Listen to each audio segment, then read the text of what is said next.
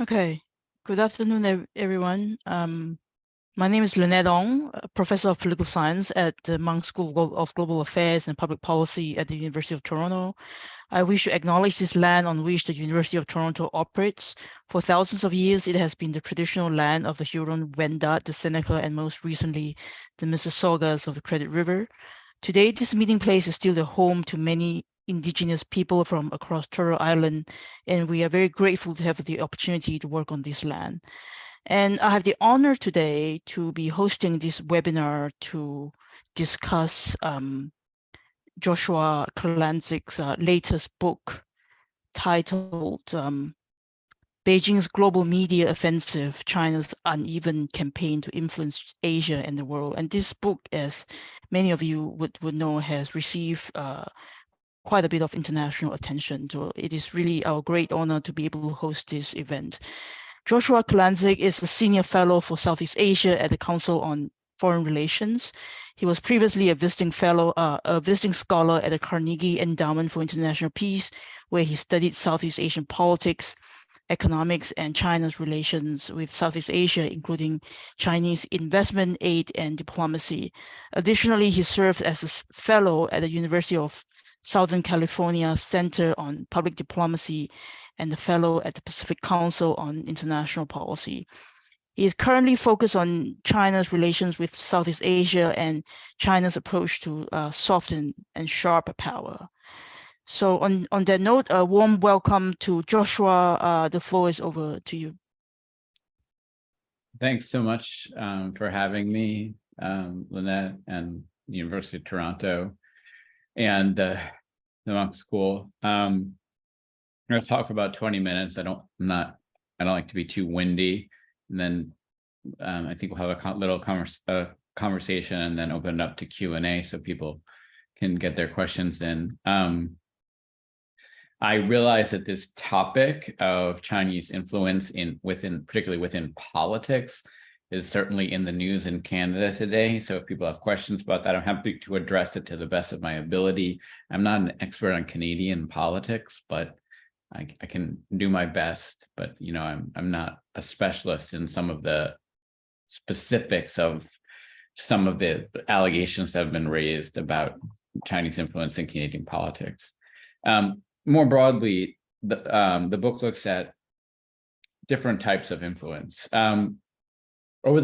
China's always influenced other countries, but over the past 10 to 15 years, as China's become more powerful, as other major powers have declined or seem to decline, as China's increasingly assertive politics have led it to become more assertive globally, it's dramatically increased its efforts to wield power within other countries.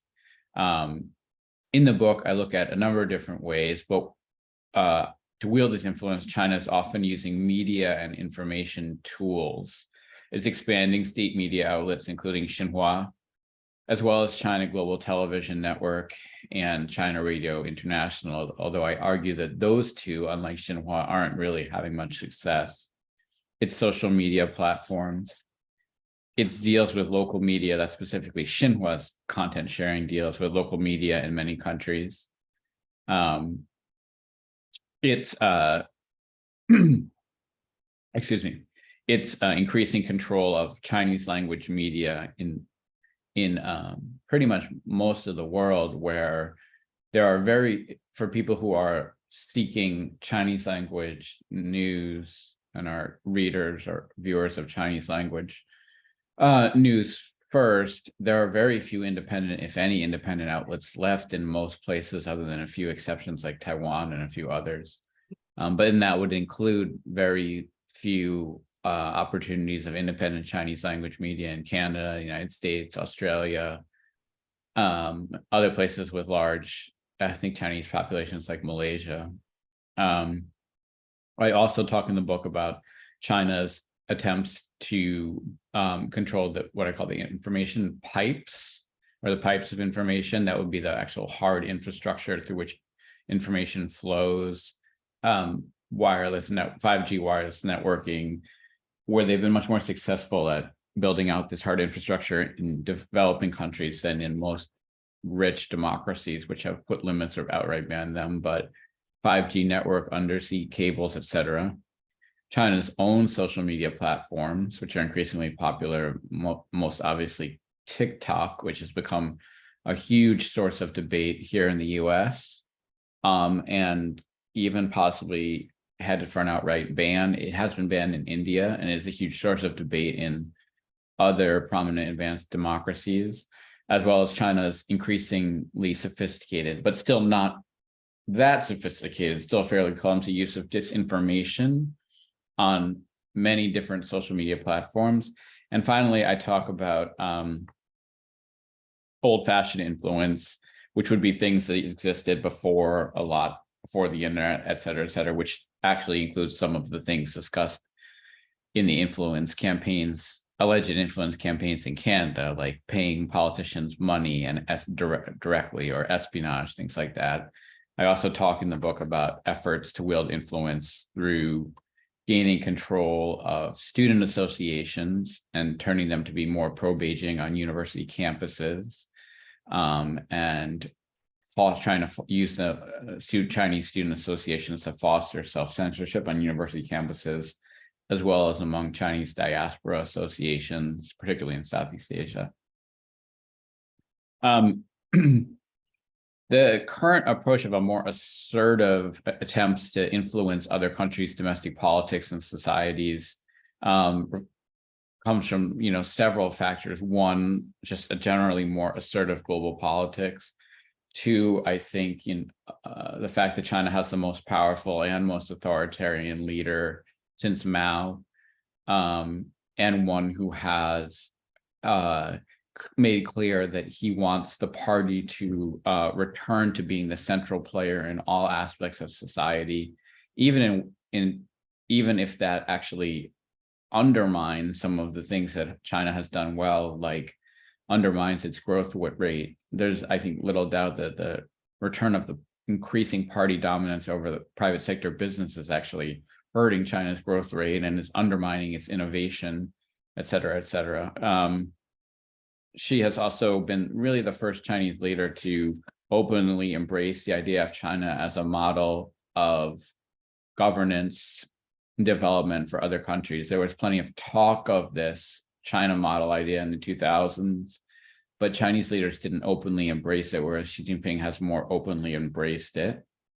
It's just become also much more willingly to throw its weight around globally, to become move beyond what I think is a clear attempt to regional dominance to become a more assertive player on the global stage. I mean, you've seen this just in the last couple of weeks, where China brokered a rapprochement played a role in brokering a rapprochement between Saudi Arabia and Iran, and now with Xi Jinping meeting with Vladimir Putin, and becoming a more important player in the Ukraine conflict. Although I actually think, and this is a topic, if someone wants to ask a question, I can talk about it a little bit. I don't think Xi Jinping is thrilled with Vladimir Putin or thrilled with the Ukraine conflict in any way at all, but he has definitely thrown China's weight behind Putin as much as he feels is possible. Also, there has been this growing desire by Chinese leaders, including Xi, and feeling that China doesn't have the what they call the discourse power commensurate with its role on the global stage. And what I mean by discourse power is that they feel that most narratives about anything that happens in the world, but certainly related to China, are set and controlled, or the narratives are set by media based in prominent liberal democracies, and that includes everything from the New York Times to the BBC to Le Monde to the Nikkei, et cetera. And they feel that that China needs outlets or ways to get China's own message across, and not allow the discourse about world events, including many related to China, to be dominated by me, and to have at least the first draft of sort of history written by media outlets based in liberal democracies, most of which China has a pretty poor relationship with. And there are other, I think, goals as well. I think there's a desire to have companies self-censor in how they approach China. There's a desire to foster self-censorship at universities and research institutions all over the world, to foster self-censorship within civil society in countries around the world about China and China's actions, etc. So that's one point I make in the book, that there's been a vastly expanded influence campaign. But the second main takeaway is that China has not been completely wholly successful. So we have this problem, I think, maybe more in the US, than Canada, but at least in the US, there tends to be this wild gyration where US politicians, they seem to lack a lot of nuance and vary from seeing competitors to the US as all-knowing or all-powerful, and then at other times it can flip to competitors being views that competitors are so weak they are nothing. I mean, I think that view was probably more prominent in the US in the 2000s, but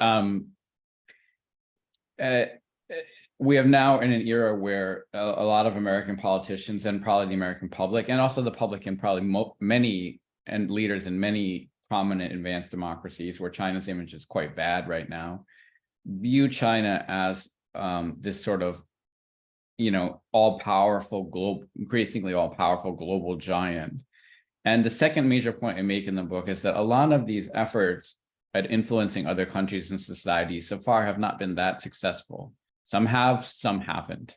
And I try to go through and tease out which ones have and which ones have stumbled. And I definitely think, there is serious stumbling. In fact, many of China's influence efforts have led to sharp backlashes in public opinion, have led to new laws, legislation, and other rules being crafted in prominent democracies to limit influence efforts, and have led to souring relations with a whole wide range of countries. So they haven't all been that successful. For one, of the three big state media outlets that China has spent a lot of money on, and for a time hired a lot of quite good journalists, local journalists in places from Canada to the US to Africa to Southeast Asia.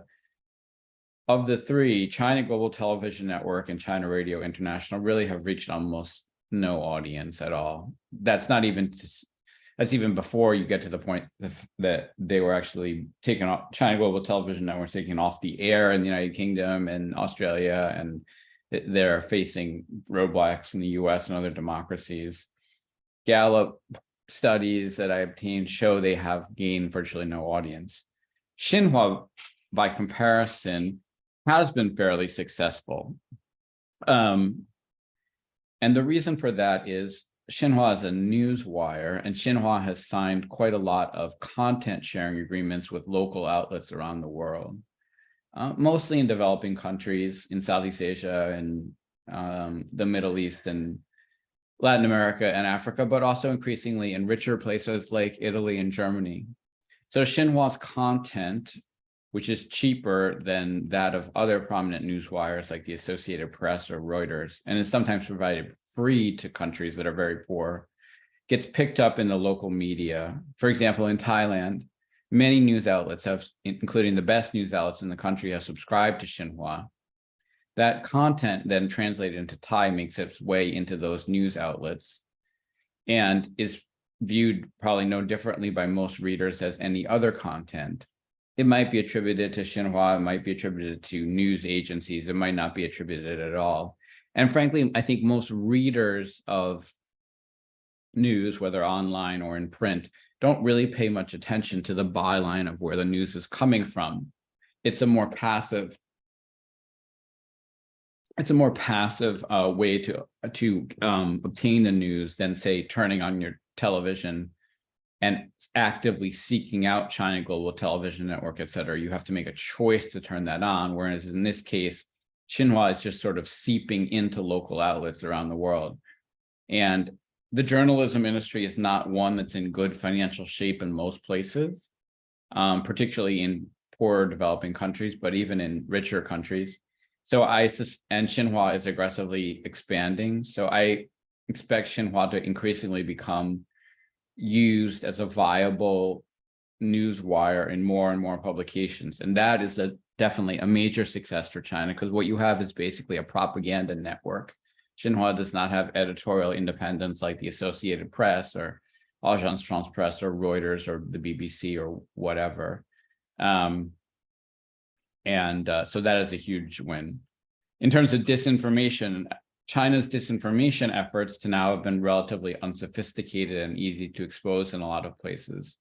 One example I give in the book is that in the last Taiwanese presidential election, China unleashed a massive campaign of disinformation against the DPP and for the KMT's candidate. But that disinformation was so clumsy and poorly handled that I think it actually alienated many people, and probably actually contributed, along with other things such as China at around the same time really cracking down on freedoms in Hong Kong, contributed to the DPP's significant victory, the re-election of Tsai Ing-wen, and China's favored candidate in that election losing quite badly. So China's disinformation in the future is probably going to become more sophisticated as China learns from its disinformation failures. And there is some evidence that China is using, or perhaps learned from Russia, more sophisticated strategies designed to more clearly denigrate democracy and specific politicians in other countries, to more clearly play on internal divides that already exist in other countries. Russia is very good at that, playing on, like, for instance, in the United States, Russia uses disinformation to play on divides that already exist in the United States, racial divides, class divides, political divides. China's disinformation tends to be still pretty propagandistic and turgid and clunky. But there are some evidence that it's becoming more sophisticated, probably in part because China has aggressively tried to learn from Russian strategies, and there has been a lot of cooperation between China and Russia, in particular, on disinformation efforts. In terms of the social media platforms, I think that is a huge question. The main two that that are prominent outside China, WeChat and TikTok, have gained huge audiences, have real valuable content on them. TikTok is going to be the most popular app in the world next year, but yet still have some of the same have serious problems, despite the fact that TikTok promises a high degree of security. Their CEO is going to speak before U.S. Congress soon. In reality, I think, first of all, I think the CEO lacks a lot of real formal power. That the parent company ByteDance is still based in China, and thus information can be demanded from it by the Chinese government, and they have to comply with those regulations. In addition, there's a seat on ByteDance's board essentially held by the Chinese government, and there has been evidence of information and data extracted or exfiltrated back to China on TikTok, despite TikTok's promises of user status security. So I would say most, if not all, politicians in advanced democracies do not want to be the the person who takes TikTok away. For example, in the US, it's a huge political conundrum. Joe Biden is going to, I don't know this for sure, but it certainly looks like Joe Biden is going to run for president again.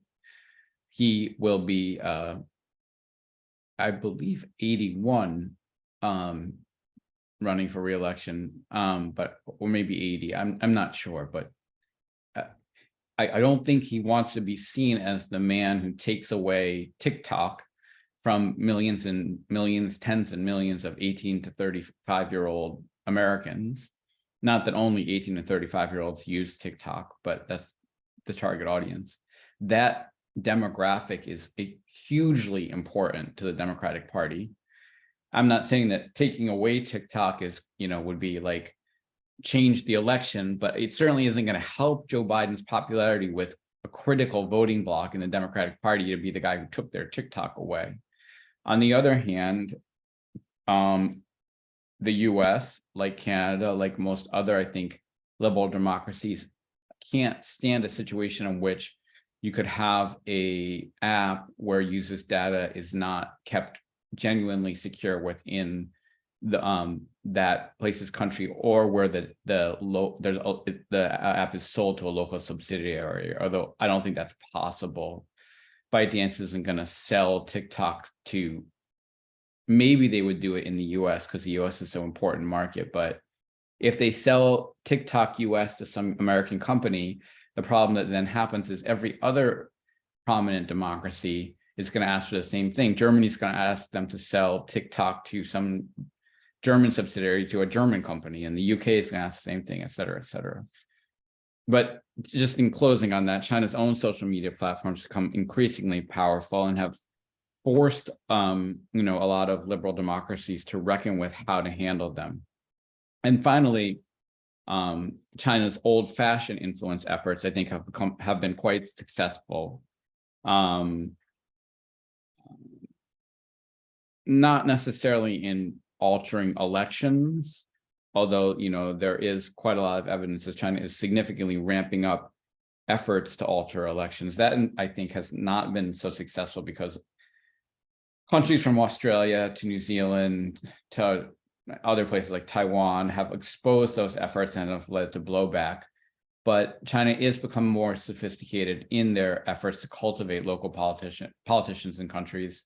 A new trend is the cultivation of state and local, or in Canada, it would be provincial and local politicians, who often are less well informed by the intelligence services about foreign influence cultivation and are easier targets. That's been a problem already in the US and in many other prominent democracies.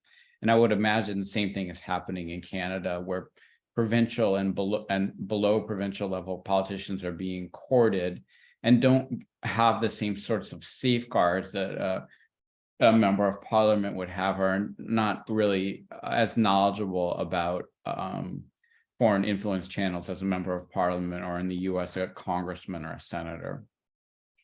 I also think China has been quite successful at influencing discourse on campus. To be sure, the Confucius Institutes, which were, I think, one vehicle of potential influence and promoting self-censorship, have really gone out of fashion in many advanced democracies. They're increasingly being shut down in the US and other advanced democracies. But at the same time, China has become much more successful at using pro-Beijing students, or using diplomatic officers or other ways to, as I mentioned before, pressure student groups to become more pro-Beijing, or at least censor themselves about what Beijing does, and to get students to place pressure on university administrators and on other students not to be critical of Beijing. And university administrators, I think, are often both confused and sometimes stuck in this situation in which they have students coming to them saying that this actually happened at George Washington University in the US, that prominent campaigns on campus that are anti-CCP or that are critical of the Chinese government are harmful in general to Chinese people, which is what the Chinese government wants to say, which is of course ludicrous. You can criticize Xi Jinping without being racist or criticizing Chinese people, but university administrators may often not see that difference and are so scared by the idea that there could be some racial or ethnic discrimination going on that they sort of give in. There was an incident on George Washington University's campus in the last few months where a man was doing anti-Xi Jinping, anti-CCP critical art on campus critical of the government, but not of Chinese people in general. And a student group, a pro-Beijing student group, complained to the administrators that this art was harmful to them and as people of Chinese descent and racist. And the administration, hearing that, immediately shut this artist down without really probably taking the time to investigate what he was doing, because they just got scared. And then after the Washington Post wrote about it, that they were basically censoring a guy who was critical of the CCP and Xi Jinping. The administration backed off with egg on their face, seeing that, and said, issued a statement saying, we didn't really investigate this enough, and he can go back to posting his posters. And I think he's doing graffiti art too, critical of the CCP and Xi Jinping. Why don't I stop there so we can have a conversation and people can ask questions? Sure. That is really interesting. So you have touched on a wide range of topics, from disinformation, social media, to electoral interference, university students, Chinese diasporas, and so forth. And for those of you who have not read the book, I would strongly urge you to go get a copy. It is really, really interesting. I think draw on a lot of data and case studies to illustrate a wide range of issues, which is very important in our societies. So you in the book you talk about Chinese attempt to influence has received a lot of pushback and resistance and has led to laws being passed to limit its influence, but it must have limited areas of success. So what are the areas of success in which country, what are the issues, and among which segments of the population has the PRC, has the Chinese Communist Party been able to reach and shape discourse?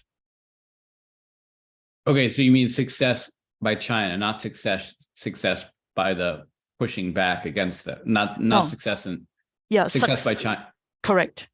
Success by China.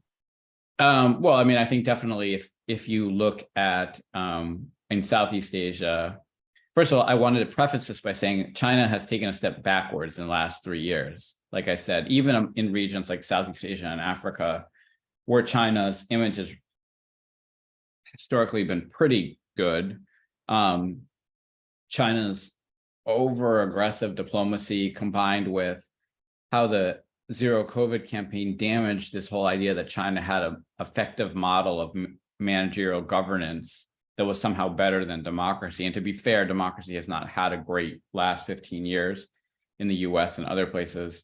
Those damaged China's appeal, but I would say that still, in Southeast Asia, there's been fairly effective cultivation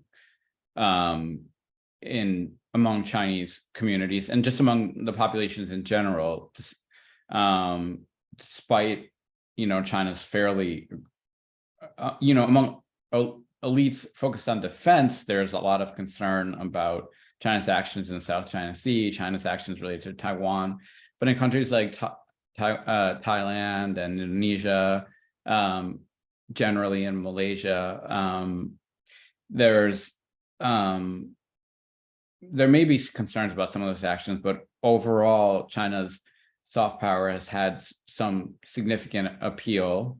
And China is also the most important trading partner in those countries. China's cultivated nearly all the leading business people in those places. The Chinese language media in places like Malaysia offers essentially a pro-Beijing diet, although there are ways to access independent media, but you have to really work at it. And China's been effective with sharp power, which I differentiate from soft power. Soft power is appeals to try to improve your public image. They tend to be a little bit more open and transparent. And then the better public image in theory allows you to perpetuate your policy. Sharp power is coercive, usually covert, sometimes corrupt efforts to perpetuate your power, such as what I was talking about, cultivating university students. That's usually done in a more covert and coercive way, and certainly paying politicians or bribing politicians, et cetera. I think that there's been a very, despite, some problems in recent years, China has strongly cultivated at both Africa and Latin America, which are two regions where the combination of aid, trade, the growing influence of Xinhua, as well as in Africa, something I didn't mention because I don't want to talk forever. Chinese satellite networks like Star have become more influential in the TV markets there, have cultivated people and have boosted China's soft power. China also actually had boosted its soft power quite a lot and boosted its image with not just Chinese communities, but just in general with the populations of Central and Eastern Europe, and where they had built very warm relations through a variety of means, including soft power. But then they kind of flushed that effort down the toilet by siding with Vladimir Putin on Ukraine. And so now those countries in Central and Eastern Europe, which had very positive views of China, up until the Ukraine war, that has completely shifted like 180 degrees. Sure. So before we open up to Q&A, and these are the questions maybe has been raised in the Q&A. So the two recent major events in the last couple of years would be number one, Russia's invasion of Ukraine, and number two, the pandemic. How has the two major events, you think, shifted the world's perception of China, of its attempt to influence? So I've been looking at Pew public opinion poll. It seems that there's been a tight turn against China in the last couple of years since the pandemic. Right. I mean, the Pew poll is mostly looking at advanced liberal democracies, so it doesn't necessarily capture views in a lot of countries in Africa or even Southeast Asia, although there has been, some diminution in Southeast Asia, and certainly more fear, at least among elites, of China's military actions in that region. Like I said, I think both of those things have been strongly negative for China. The pandemic hurt China's image. As I mentioned, it hurt the idea that China had a better alternative of managerial governance and a better way to manage a country than liberal democracies. At the beginning of COVID, where China imposed, after concealing the data initially, where China then imposed really strict lockdowns, and it seemed like China had things under control, you actually did see a lot of commentators from prominent advanced democracies, including some very prominent American commentators, writing columns making it seem like China was handling things better than advanced democracies, and almost suggesting like it was because China was a authoritarian state. And Xi Jinping is selling to the world, or is selling to the world, that the type of authoritarian capitalism gets things done in a way that you can't in these messy liberal democracies, where you have populist leaders, not necessarily in Canada, but you have populist leaders and you have gridlock, et cetera, et cetera.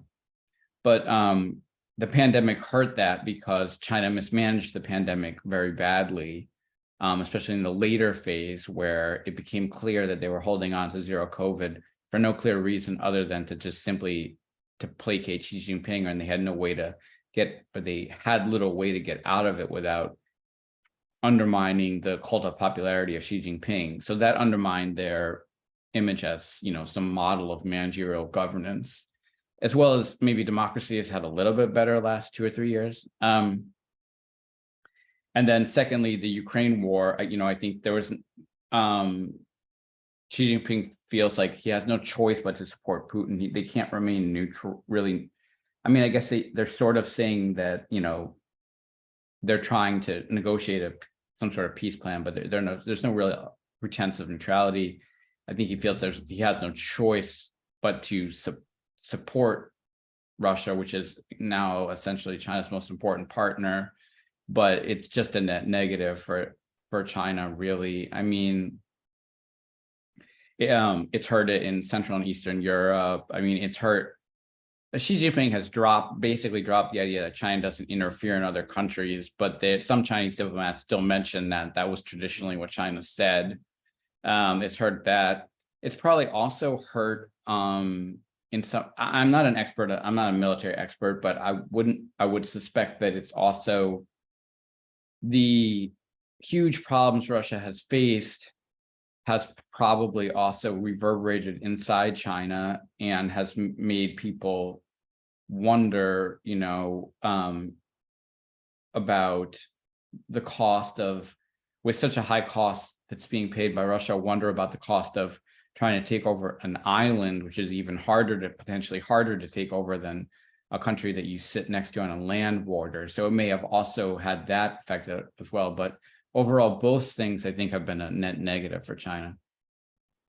Okay, excellent. So let's move on to Q&A. Can you please comment if there is a rapprochement between China and Russia, and if there is, would be a threat? Would that be the threat to the West? Well, I mean, there's been a rapprochement between China and Russia going on for many years now. The relationship, which was once strained, has become stronger and stronger, even before Xi Jinping. And in the Xi era, it has become very strong economically, in terms of intelligence sharing, in terms of how China and Russia work together at a range of UN agencies. China and Russia both also support and perpetuate a model of the internet, which they call, China in particular, but Russia now, a kind of closed, filtered, walled garden internet, what they call the sovereign internet. And that type of model, they push it quite heavily at UN agencies tasked with overseeing global internet standards. And they also push the model to other authoritarian or semi-authoritarian states. And so this model of a sort of closed, filtered, monitored, walled garden internet has been embraced by Myanmar, by Vietnam, to some extent by Thailand, by Ethiopia, by Tanzania, by Zimbabwe, certainly by Russia. And so absolutely, I mean, there's no doubt that there's very close rapprochement. I mean, I think it's the question would be how far China wants to go to support Russia. I mean, China and Russia still are quite different. Russia basically exists on one industry. It's really a declining petro state with huge demographic problems. China has demographic problems too, but there are no real, you know, Russian companies that are globally innovative and as powerful as the many Chinese innovative, globally powerful Chinese giants that have emerged. Now, to be fair, Xi Jinping is undermining some of those giants like Tencent and Alibaba, but China is a much more diversified economy with genuine innovation, et cetera. Whereas, and so that I don't think, you know, whereas Russia has huge or deeper problems, but I'm sure there's a massive rapprochement. And is it a challenge to the West? I don't like to use the term the West. I think it's a term we should get rid of. It's a challenge to all, you know, prominent liberal democracies. First, to prominent liberal democracies right in China's neighborhood, and in Russia's neighborhood, and those in China's neighborhood, I don't think people would say they would call them the West, but, you know, like Japan, South Korea, et cetera. They are right up up there. So Taiwan, yeah, definitely, and we heading for some sort of decoupling between prominent advanced democracies and China on the economic sphere and et cetera? I don't know, but if so, that would be quite a dangerous situation.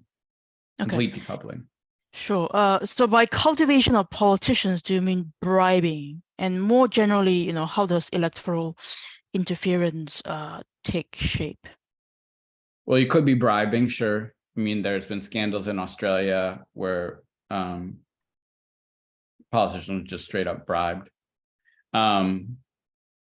There could be cultivation where you have, like in New Zealand, where you have people who were prominent politicians, including former prime ministers, when they leave office, they're offered positions, well-remunerated, well-paid positions on the boards of Chinese companies, Chinese state companies even.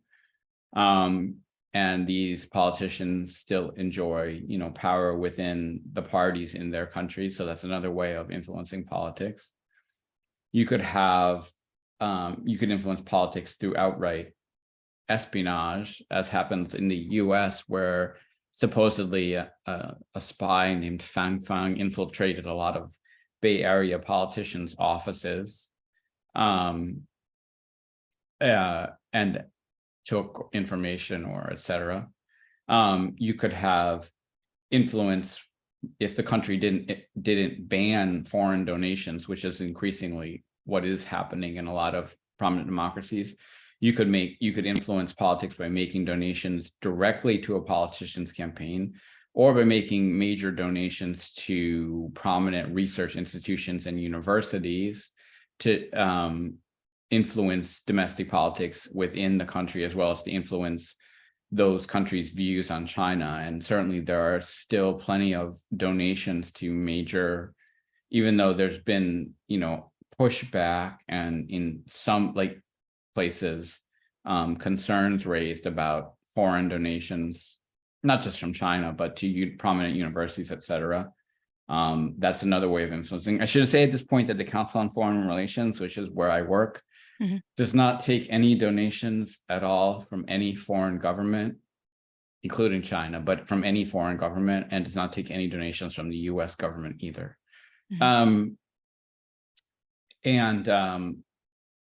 China also can influence discourse about China, political discourse about China in advanced democracies by partnering with universities, not only just giving them money, by partnering with them so that they set up, this was really popular in the last 10, 15 years. So those universities then set up satellite campuses in China, which is a huge source of prestige to a lot of these universities, and offers their students a genuine opportunity to, which is good, to study in China.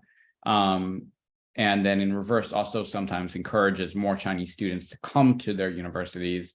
And those students, at least in the US, this is not the case in Canada, but in the US, where education is very expensive, having foreign students is a huge boon for universities because they pay full tuition, whereas their full tuition helps subsidize, at least in the US, in our university system, universities, and universities can then spend more of the financial aid on other students. Okay. Next question. Could you please elaborate on the distinction between soft and sharp power in the context of global communication operations? How can we best draw a line between what are manipulative and non-manipulative forms of organized persuasion through media? Well, soft power is usually open and transparent. It can be, and is accessible, and the where it comes from is viewable, is known. So if CGTN or CRI, that's essentially soft power. People know that is Chinese state media. I should note that most soft power doesn't actually come from the government, although, not just China, but other states like the UK and the US have their own state media. although we have Voice of America and Radio Free Asia, and the UK has the BBC, although those channels enjoy editorial independence, so it's not possible on Chinese outlets. But usually most sources of soft power, things that make a country attractive to other countries, are actually not come from the state, but come from the private sector. So like historically for the US's soft power derived from things like Hollywood, or the global appeal of the NBA, or American musicians, or et cetera.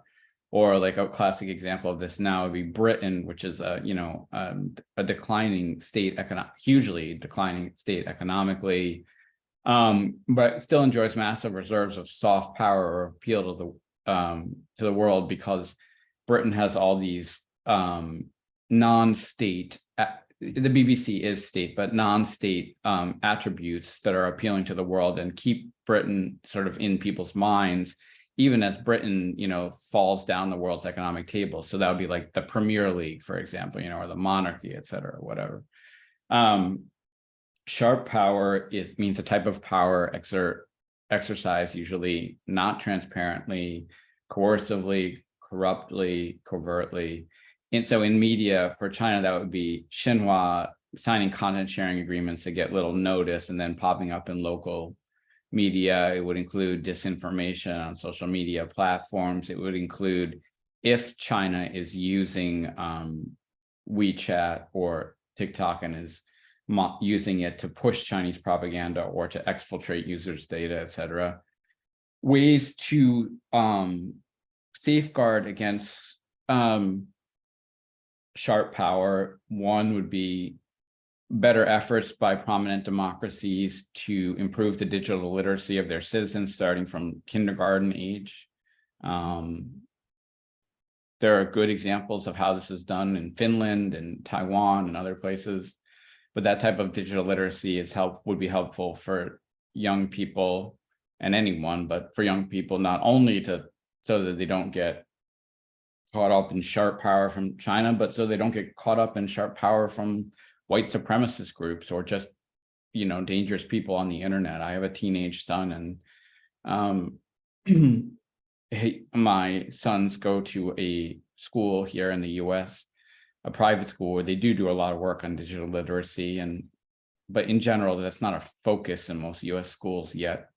A second major roadblock that should be put up is advanced democracies should treat foreign investment in media and communications outlets the same way that they would treat foreign investment in things that could have defense capabilities, which, for example, in the US, if you're a foreign government, a foreign company, any type of foreign company, you want to make investments in some sectors that have very sensitive military uses, those investments are scrutinized by a special committee. So increasingly, advanced democracies should apply the same level of scrutiny to foreign investment in media and communications. Now, there's nothing really, frankly, you can do. If you have someone who's a Canadian citizen or a US citizen or Australian citizen, and they buy up some local Chinese language outlet that for whatever reason is for sale, and they fire all the people who've been covering China independently and replace them with people who write generally favorable pro-Beijing editorials and don't provide independent coverage, there isn't really anything the government can do. You can't tell news owners how to, what to do. You can't tell them what editorial opinion line to take. I mean, you can, but that, in my opinion, you shouldn't. But at the least, there should be stricter scrutiny of foreign investment in the media and communication sector. And I have a lot of other roadblocks I talk about in the book, but I'll stop there. Right. Can you comment on China-India relations in the context of how China has tried to influence and shape discourse in India, and what sort of pushback or resistance or limited success it has achieved? Well, I'm not an expert on India, but I think China's had minimal to little success in India with its influence campaigns. India has some of the similar problems as some of the Southeast Asian countries, with China's really assertive diplomacy, and also with increasingly assertive military activities, in this case, more and more incidents along the China-India border, including some deadly incidents. The Indian government has been quite aggressive at against Chinese social media platforms. Like I said, they're the only really major democracy, if we consider India a democracy still, to just outright ban TikTok. Now that may be coming in other places, but India has outright banned it. I mean, I think there is an appeal of China's model to some Indians, particularly elite Indians, who think, China's so effective in building roads and doing this, et cetera, and India is messy democracy, et cetera. But that appeal has diminished in the last few years. And some of the other vectors of influence, like the Chinese language, the Chinese language media, et cetera, that are useless because there isn't the critical mass of Chinese language readers or viewers to appeal to in India, like there would be in Canada or Malaysia or Singapore or whatever. So I think these influence efforts have had very limited appeal in India, and China and India's strategic relations have been pretty frosty and are getting frostier in many ways, I would say. Sure. Next question. So this is probably the last, the time that we have for the last question. What would you say are the best ways to counter the CCP's disinformation in Western countries? And would it be to craft better counter narratives, or is there a need to develop more nuanced, advanced education on the country? Right. So I mentioned that there is definitely a need to develop more nuanced education about social media in general, and to start digital literacy education from a very young age, because children are being exposed to social media from a very young age. And like I said, this doesn't include just China. I don't want my teenager, I want my teenager to understand what's a credible source of information on the internet and what's not, and whether or not that, protects him from being from China is of value to me, but just as much value to me as that he understand, what types of media outlets are credible, how to know what's a credible outlet, and also how to understand, how to recognize, on social media platforms, what types of people and rhetoric, et cetera, are probably false. So definitely need to develop better education. Counter narratives, I'm a little wary of that. I mean, I think most advanced democracies, counter narrative is there and hasn't changed that much. I do think that the more effective the democracy in general is at providing high quality governance and getting things done, and I say this in the book, if you're talking about counter narratives, that's the best counter narrative. So if democracies are collapsing, getting nothing done, like here in this isn't as much of an issue for parliamentary system than it is for our somewhat fairly unique US system, but because in a parliamentary system, especially if you're not in a coalition, unlike Trudeau, you have control of policy making. There isn't the type of, there's less gridlock than like what we have here, but the more that democracy delivers good governance and addresses some of the reasons why democracy has fallen, not to China, but to authoritarian populists and fringe parties, and a high degree of dissatisfaction among young people, and all these other things that we know about. The more that democracy delivers in providing effective governance, that's the best counter narrative you could possibly have to an authoritarian state. So I don't think like United States, Canada, whoever, Germany needs to I mean, there are counter narratives to be out there. the United States does have a very aggressive counter narrative program on social media, et cetera. And certainly important to counter just outright lies. You know, you want to counter lies like, I don't know, that early in the COVID, early in the pandemic, China was spreading lies online that it somehow had it originated in some lab in the United States. I mean, it's important to counter false narratives, but the best counter narrative is that democracy performing effectively and making people satisfied with democracy. And maybe in the last 2 or 3 years, that has improved a little bit, but I mean, at the same time, it's been a rough 15, 20 years for democracy overall. So I don't know how optimistic I am. So the way that we are able to resist Chinese influence also depends on the health of our democracies. For sure. So to speak. Okay, so I think this is a good note to end our discussion today. Thank you so much, everyone, over 100 of you for joining us. And thank you, Josh, for spending an hour with us. It's been a real treat for our audience. Thank you so much.